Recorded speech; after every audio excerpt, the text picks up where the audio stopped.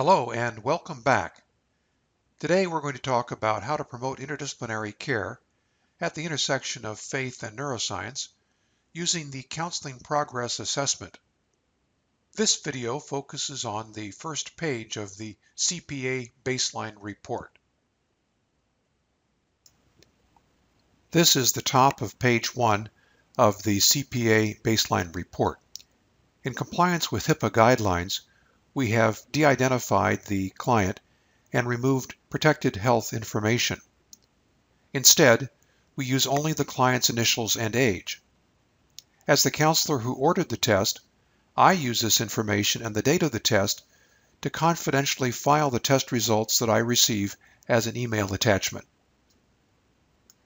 Continuing on page 1, this is the first section of the CPA Baseline Report questions. Items 1 through 8. These are the National Institutes of Health Anxiety Scale items. We always look for often or always responses. When I find an often or always, I review it with the client and record the client's response in the review column. In this case, the responses are all rarely or never, so there's nothing in the review column. Just below on page 1, this is the second section of the baseline report. Items 9 through 16 are the Nih Depression Scale items. As with the anxiety scale above, the responses that we see here are all rarely or never. Items 17 through 24 represent the third section of the baseline report, which are the Nih sleep disturbance items. This is a little bit more difficult to interpret because two different scales are used. However, they do make sense and you can easily spot the problematic responses. For the first 7 items, the scale ranges from not at all to a little bit to somewhat to quite a bit to very much. Here we have 2 items to review with the client. Number 17, my sleep was refreshing a little bit, and number 22, I was worried about not being able to fall asleep quite a bit. For item number 24, the range is from very poor to fair to good to very good. And item number 24 is significant in that my sleep quality was poor.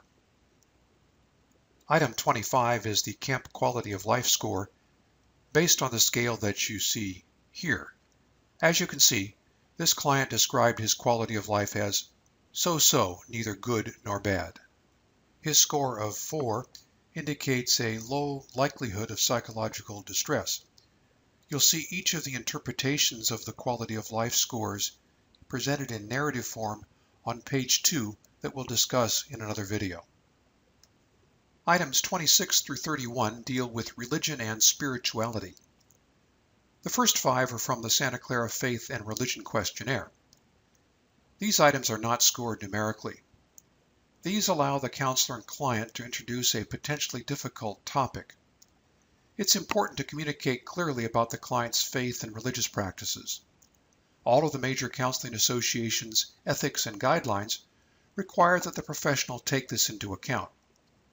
However, research has shown that professionals shy away from this because they're uncomfortable broaching the topic. This is the first pre-screening questionnaire to facilitate this type of conversation. I found that it works quite well and helps me improve my ability to respect the client's faith and religious practices.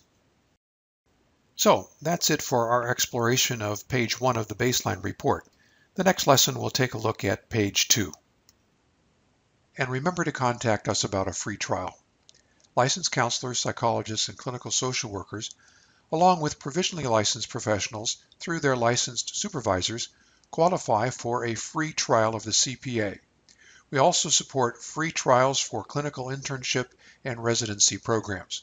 Contact us at faithfulbrain.com.